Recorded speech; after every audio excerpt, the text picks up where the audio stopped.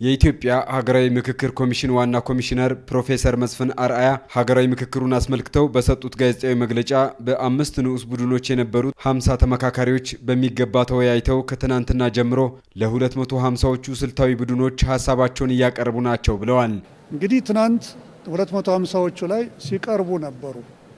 የኔ ሀሳብ በሚገባ እዚህ ላይ ይቀረዋል፣ ይሄ መካተት አለበት፣ ይሄ መግባት አለበት የሚሉ ነገሮች በሚገባ እየታዩ ለ250ዎቹ ከ50ዎቹ የቀረቡት በአምስት ቡድኖች የቀረቡት በሙሉ በዛሬው ዕለት በሚገባ እየተጠናቀሩ ነው ያሉት። 10 400 ቦታ 50 80 ቦታ። አሁን የሚቀጥለው ፌዝ ላይ ይሄ 250 የሚባለው ምን ይባላል? ስልታዊ ቡድን ይባላል።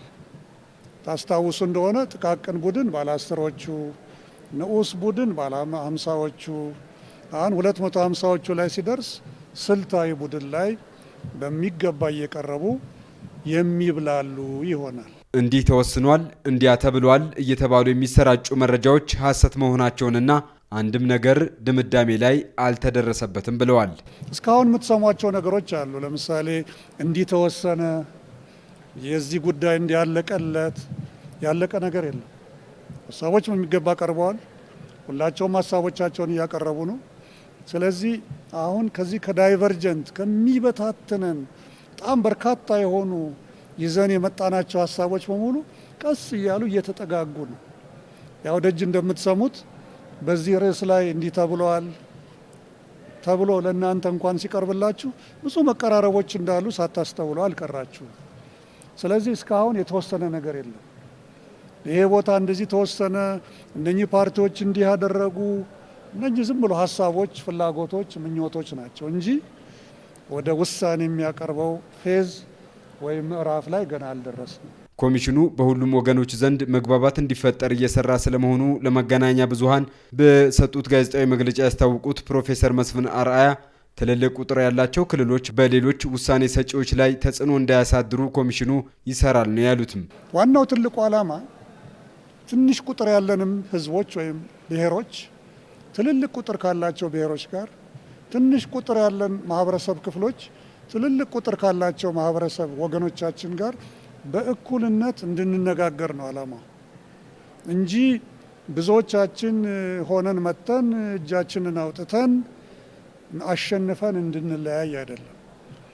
በቁጥር ትንሽ የሆኑትን ወገኖቻችን ጋር አብረን እኩል ሆነን ወደ መግባባት እንድንደርስ፣ አብረን እኩል ሆነን አሸናፊ ሆነን እንድንወጣ ነው አካሄዱ። የምክክሩ አጠቃላይ ሂደት ተሰንዶ ለቀጣይ ጊዜያትም ለታሪክ እንደሚቀመጥም ገልጸዋል። መግባባት ማለት ወደ 100 የቀረበ እንጂ 50 ሲደመር 1 አይደለም ሲሉም ዋና ኮሚሽነሩ አስረድተዋል። ኮንሰንሰስ ማለት መግባባት ማለት ነው። ኮንሰንሰስ ማለት ስለ ሲምፕል ማጆሪቲ ወይም ስለ ትንሽ አብላጫ ድምፅ የተለመደው 50 ሲደመር 1 ማለት በጭራሽ አይደለም። ስለዚህ ኮንሰንሰስ ማለት ቢቻል 100% በሚሆንበት ቦታ ላይ፣ አለበለዚያ ግን ወደ 100 የቀረበ ቁጥር ይዘን እየተግባባን መሄድ መቻል ማለት ነው። ስለዚህ አብዛኛው ስነ ዘዴያችን የሚያመላክተው ወደ መግባባት የምንደርስባቸው ሂደቶች በተቻለ መጠን ወደ 75% ገደማ ሁላችንም እንድንሆን ነው የሚያመላክተው እንጂ ብዙ ቁጥር ያለን ትንሽ ቁጥር ያላቸውን ደፍጥተን እንድንወጣ አይደለም። ምክክሩ በአፋን ኦሮሞ፣ በሶማሊኛ፣ በአፋርኛ፣ በትግርኛ በምልክት ቋንቋ ጭምር የሚተረጉሙ አባላት መዘጋጀታቸውንም ገልጸዋል። የሀገር ሽማግሌዎችና የፓናል ኤክስፐርቶች እንዲሁም ኮሚሽነሮች አለመግባባቶች ሲከሰቱ ሂደቱን መልክ የማስያዝ ስራ እንደሚሰሩም ተገልጿል። አሁንም ከነኚህ ከጠቀስኩት ቡድን በተጨማሪ ከስር ችግሮች በሚፈጥሩበት ጊዜ ገብተው በዚህ ላይ እርዳታ የሚሰጡ የተለያዩ ቡድኖች አሉ። አንዱ የሀገር ሽማግሌዎች ናቸው። ሌሎች የፓነል ኦፍ ኤክስፐርትስ የምንላቸው ነው፣ ከዛ የተውጣጡ ናቸው። እነኚህ ከኮሚሽነሮቹ ጋር በመሆን ጥያቄዎች የሚነሱበት ጊዜ ቀድሞ የሚደርሱ ናቸው። ቅድም የጠቀስኳቸው ክልሎችንና ትልልቆቹን የማህበረሰብ ክፍሎች በተመለከቱ ነው።